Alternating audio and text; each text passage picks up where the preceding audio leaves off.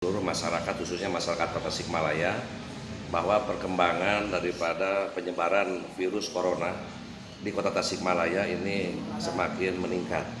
Hari kemarin saja kita mendapatkan laporan dari Dinas Kesehatan selaku pelaksana harian gugus tugas, itu hanya 22 orang dalam pemantauan ODP. Tidak ada satupun yang pasien dalam pengawasan.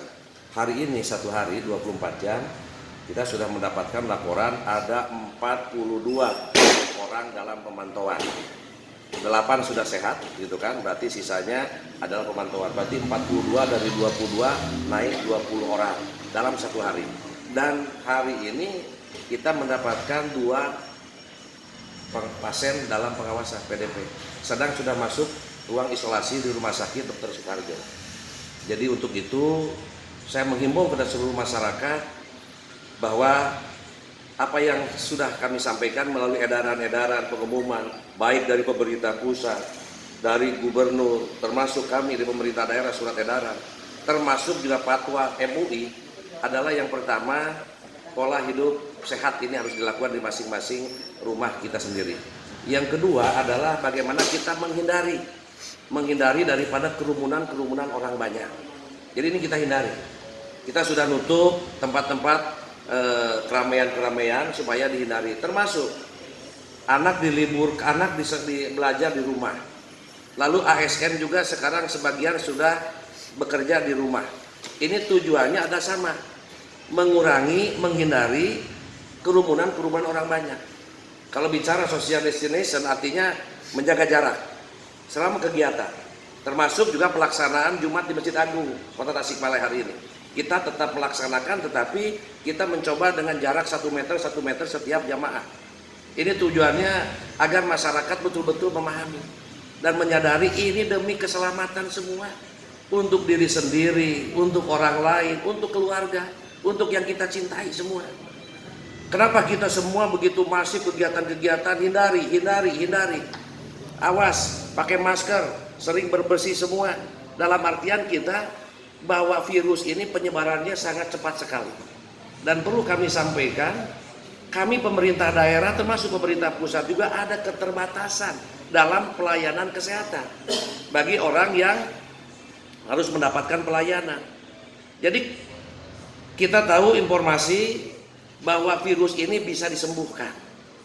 Tetapi di sisi lain, kalau tidak ditangani dengan baik, ini akan berakibat fatal. Makanya bagaimana caranya menghindari penyebaran secara luas.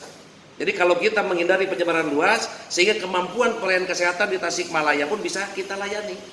Mohon maaf, di Tasikmalaya kita tidak lebih mungkin 10 kita bisa melayani untuk ruang isolasi dari beberapa rumah sakit yang akan kita siapkan. Kalau itu lebih dari 10, kita akan kewalahan.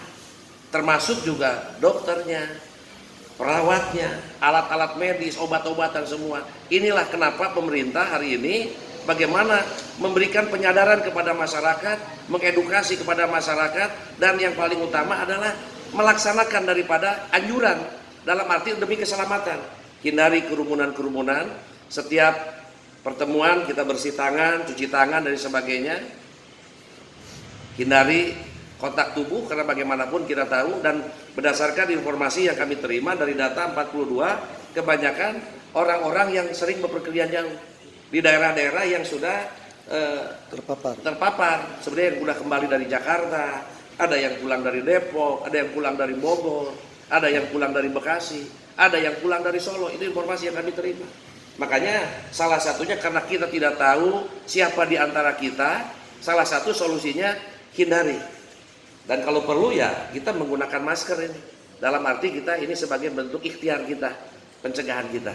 Jadi sekali lagi saya mengimbau kepada seluruh masyarakat betul-betul melaksanakan dan memahami. Ini berbahaya, ini enggak main-main. Jangan dianggap main. Dan kalau lihat data presentasi yang kita terima hari ini, karena ini sudah terbuka online semua. Di Indonesia hari ini ada 309 yang sudah positif dan yang meninggal 25. Kalau kita lihat presentasinya ini sudah di angka 8%. Ini kedua setelah Italia. Justru di Wuhan sendiri yang awal penyebarannya itu presentasinya sangat kecil. Secara internasional tidak lebih dari 4% daripada yang pasien yang positif dengan tingkat kematian yang ada. Sebetulnya ini bisa disembuhkan, tadi saya katakan. Makanya salah satu solusi hari ini adalah kita mari bersama-sama seluruh masyarakat Tasikmalaya, seluruh masyarakat, mari kita apa yang sudah kami sampaikan, edaran-edaran, hidup bersih, lalu sering bersih tangan, menghindari kerumunan-kerumunan, termasuk juga kegiatan-kegiatan yang sifatnya mengumpulkan orang banyak, sebaiknya di vending dulu. Aktivitas ini normal kembali.